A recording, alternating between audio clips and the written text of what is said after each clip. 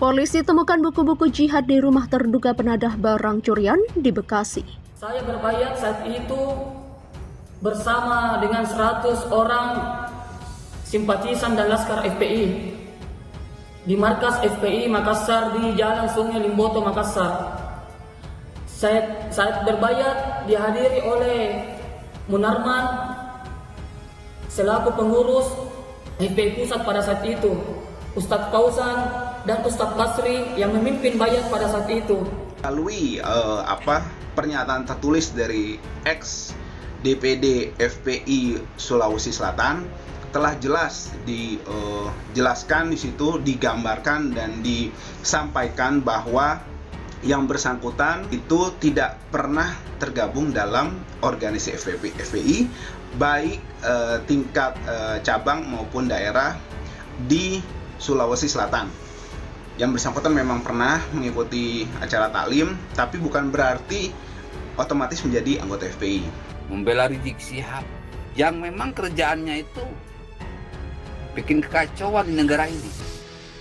Orang jahat kok dibela, orang jahat kok dilindungi, orang jahat kok didukung. Na'udzubillah, summa na'udzubillah. Kita bisa menyimpulkan sangat jelas sekali bahwa Rizik Syihab sudah tidak mau mengakui kedaulatan hukum di Indonesia, sudah tidak mau mengakui ketentuan aturan main yang ada di Indonesia.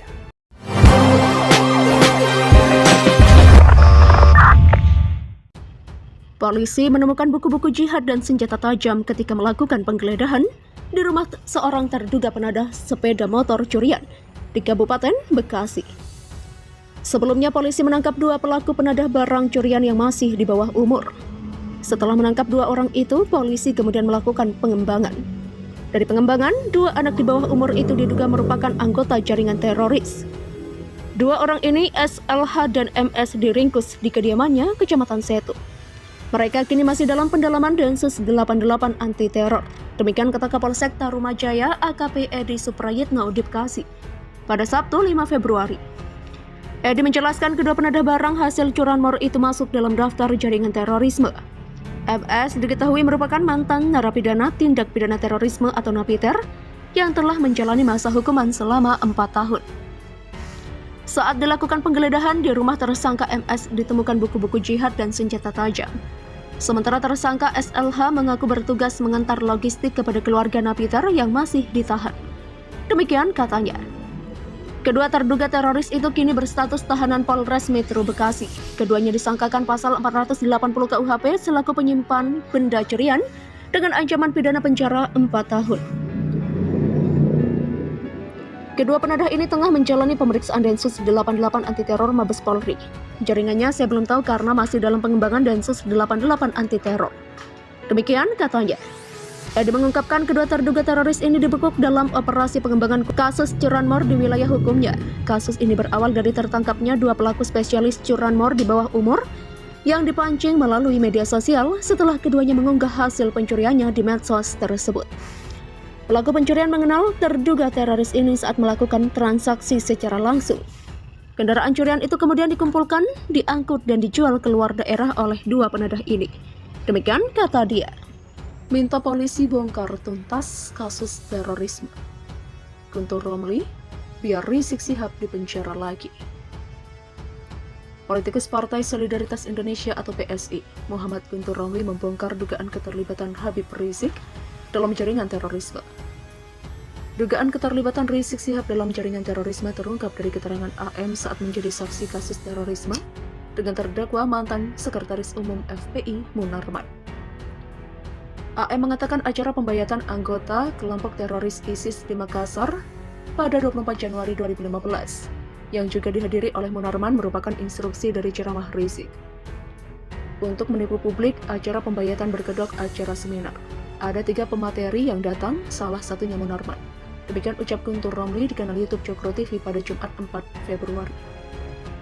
Menurut Guntur Romli, dari kesaksian AM diketahui bahwa pembayatan anggota ISIS di Makassar didasarkan pada instruksi dari ceramah Rizik pada tanggal 17 Agustus 2014 tentang ISIS. Rizik menegaskan lahirnya ISIS karena kezaliman pemerintah seperti halnya lahirnya FPI. Kesaksian itu sangat penting, bisa menjadi bukti baru dugaan keterlibatan Rizik dengan jaringan terorisme. Demikian kata Guntur. Ia mengatakan sudah banyak petunjuk sebelumnya terkait dugaan keterlibatan Rizik dalam jaringan terorisme, baik melalui dokumen maupun ceramah imam besar FPI itu. Penekanannya pada kalimat saksi AM, kami mengikuti dari instruksi beliau dari ceramah tersebut. Artinya laskar FPI yang terlibat waktu itu memahami secara langsung ada instruksi dari ceramah Rizik untuk bergabung dengan ISIS. Demikian kata Guntur. Ia menambahkan hal ini juga dikuatkan oleh Munarman yang berbayat kepada ISIS sebagai petinggi dan tokoh penting FPI waktu itu. Munarman hadir mengikuti pembayatan terhadap ISIS. Belakangan Munarman menjadi sekretaris umum FPI. Demikian imbuhnya. Guntur memperlihatkan dokumen tertulis yang disebut maklumat FPI tentang ISIS tertanggal 11 Syawal 1435 Hijriah atau 8 Agustus 2014. Kata dia, maklumat FPI tentang ISIS itu ditandatangani oleh Muhsin Alatas sebagai ketum FPI, Ja'far Siddiq sebagai sekum FPI, dan Rizik Syihab sebagai imam besar FPI. Isi maklumat FPI ada 5, namun yang terpenting dan berbahaya ada 2 poin. Demikian cetus Guntur. Pertama, dukungan dan kesetiaan FPI bagi terbentuknya Negara Khilafah Islamiyah Internasional Alamiah. Kedua, dukungan FPI terhadap organisasi-organisasi teroris kelas dunia seperti Al-Qaeda di bawah pimpinan Ayman Az-Zawahiri dan pasukan Muhammad Al-Jaulani dan pasukan Abu Bakar Al-Baghdadi yang kemudian mendirikan ISIS.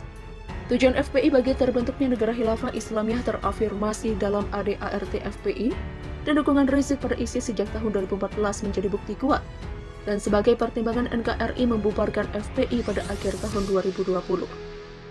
Demikian kata Guntur. Guntur mengutip ceramah Habib Rizik tentang ISIS yang pernah viral di media sosial. Kalau pemerintah zalim, tentara jahat, polisi jahat, main tangkap, main tembak. Rakyat hartanya dijarah, tanahnya dirampas. Syariat Islam disingkirkan, saya mau tanya besok, perlu ada ISIS tidak? Demikian kata Guntur menirukan ceramah Habib Rizik. Kesimpulannya, lanjut Guntur, dukungan Rizik pada ISIS adalah fakta yang didukung bukti-bukti kuat, baik dari omongan dan ceramah dia sendiri, juga dari dokumen tertulis serta pernyataan saksi-saksi. Karena itu, publik Indonesia menuntut agar kasus dugaan keterlibatan ISIS dengan jaringan terorisme, khususnya ISIS, bisa diusut tuntas. Demikian katanya, dugaan chat mesum dan dugaan keterlibatan jaringan terorisme bisa menjadi jerat buat Rizik selanjutnya. Demikian tandas Guntur. Astaga! Rizik Syihab disebut instruksikan pembayatan ISIS Makassar terafiliasi jaringan teroris. Ini kata Guntur Romli.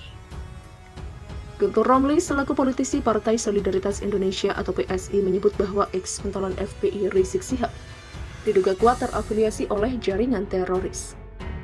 Lantas, mengapa Guntur Romli berani mengatakan bahwa Rizik Syihab yang selama ini menjadi panutan oleh para anggota ex-FPI itu terafiliasi jaringan teroris? Nah, pernyataan itu disampaikan oleh Guntur Romli berdasarkan pengakuan seorang saksi berinisial AM. Saksi AM itu diketahui dihadirkan dalam lanjutan sidang lanjutan kasus terorisme yang menjerat Munarman. Lalu anak buah Gen Ganesha itu mengatakan dalam kesaksiannya itu AM mengaku pembayatan anggota ISIS di Makassar didasarkan pada instruksi dari ceramah Rizik pada tanggal 17 Agustus 2014 lalu tentang ISIS.